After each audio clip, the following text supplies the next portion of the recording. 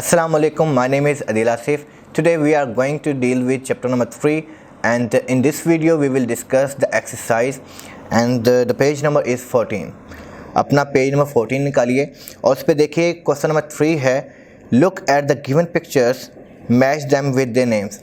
तो व्यूअर्स इसमें आपने क्या करना है, आपके लेफ़्ट साइड पे पिक्चर्स दी हुई हैं और आपके राइट साइड पे उनके नेम्स दिए हुए हैं। लेकिन इसमें जो कन्फ्यूजन क्या है, इसमें कन्फ्यूजन ये है कि जो एग्जामिनर है उसने आपको शफल करके दिए हुए हैं नेम्स। तो अब आपने करना क्या है, जो पिक्चर्स हैं वो उनके जो इंग्लिश में नेम क्या होते हैं उनके साथ आपने टैली करना है। जैसे कि आप पहली पिक्चर देखें उसमें बेड की पिक्चर बनी हुई है, तो जो बेड आपके आगे जो कॉलम है, जो राइट साइड पे कॉलम है वो दूसरे नंबर पे है। तो आपने क्या करना है, आपने उसके साथ उसको मैच कर देना है। इसी तरह जो नेक्स्ट पिक्चर्स हैं उनको भी आपने उनके नेमिंग वर्ड्स के साथ आपने उनको मैच कर देना है। जैसे कि नेक्स्ट हाउस है तो हाउस को आपने हाउस के साथ जो मैच कर देना है। नेक्स्ट कैट है तो कैट को कैट वाले वर्ड के साथ आपने मैच कर देना है। नेक्स्ट पेज है पेज नंबर 15 जिस पे हम क्वेश्चन नंबर 4 को हम डिस्कस करेंगे, match the pictures with their action words. तो व्यूअर इस क्वेश्चन को आप सॉल्व करने से पहले एक चीज़ माइंड में रखना बहुत ज़रूरी है कि हम जो एक्शन वर्ड्स हैं, ये जो वर्ड एक्शन वर्ड्स है ये हम किसको कहते हैं, ये डायरेक्टली हम डिस्कस करेंगे वर्ब को। वर्ब क्या होता है? वर्ब होता है state of action. State of action से क्या मुराद है कि जब भी हम कोई काम करते हैं या किसी भी चीज़ की हालत को हम डिस्कस करते हैं तो हम उसको वर्ब कहते हैं। तो इस एक्टिविटी में हम वर्ब को ही डिस्कस करेंगे। जैसे कि पहली आप पिक्चर देखें, जिसी तरह प्रीवियस एक्टिविटी की तरह इसमें भी आपको लेफ़्ट साइड पे पिक्चर्स और राइट साइड पे आपको उनके नेम्स दिए हुए हैं। तो आपने जो एक्शन वर्ड्स हैं उनको पिक्चर्स के साथ मैच करना है। जैसे एग्जांपल के लिए मैं आपको समझाता हूँ कि पहला आप पिक्चर देखें, पहली जो पिक्चर है उसमें एक बच्चा है जो कि फुटबॉल को किक कर रहा है। तो जो उसका किक करना है वो एक फ़िज़िकल एक्शन है। तो जो एक्शन वो परफॉर्म कर रहा है उसके लिए इन्होंने वर्ड लिखा हुआ है, सबसे लास्ट में लिखा हुआ है किक। तो आप उसके साथ उसको मैच कर देंगे क्योंकि जो वर्ड किक है वो एक एक्शन वर्ड है। तो इसी तरह जो रिमेनिंग पिक्चर्स हैं आप उनको भी उनके जो एक्शन वर्ड्स हैं उनके साथ आप उसको मैच करेंगे।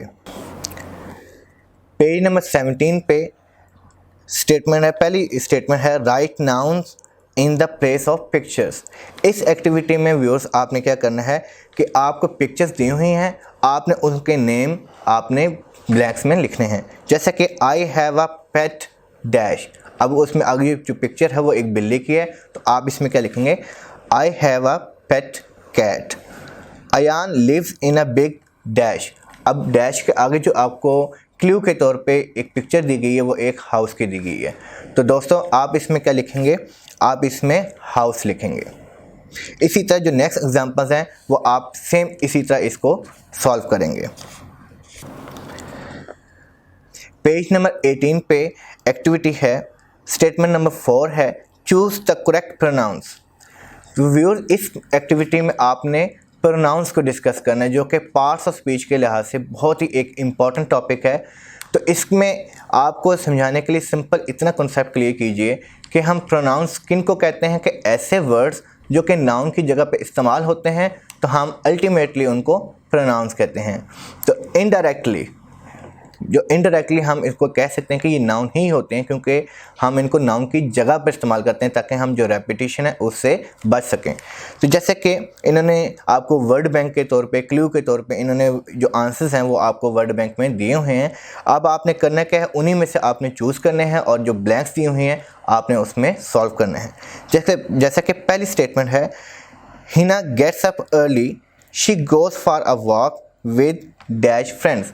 अब इसमें जो शी जो है वो प्रोनाउन है, जो सब्जेक्ट है। अब हमने उसको पॉजेसिव जो केस है वो लगाना है। जो शी का पॉजेसिव केस होता है वो होता है हर, तो इस हम ब्लैंक में लिखेंगे हर। नेक्स्ट स्टेटमेंट है my father is a kind man, I love dash. अब आप वर्ड बैंक में देखें लिखा हुआ है अस, हिम, हर, देम, मी। तो अब जो आई लव मैं मोहब्बत करता हूँ, किन से, आई लव हिम, मैं उनसे मोहब्बत करता हूँ। अब आपने अपने वाले साहब के लिए हिम का प्रोनाउन यूज़ किया। तो व्यूअर्स इसी तरह जो बाकी सेंटेंसेस हैं आप उनको इसी तरह सॉल्व करेंगे। उम्मीद है कि आपको ये लेसन समझ आया होगा, तो इसलिए मैं आपको सजेस्ट करूँगा बीइंग अ टीचर कि आप इसकी जितनी प्रैक्टिस करेंगे उतना ही आप इसको ज़्यादा सीखेंगे। इंशाल्लाह नेक्स्ट वीडियो में मिलेंगे।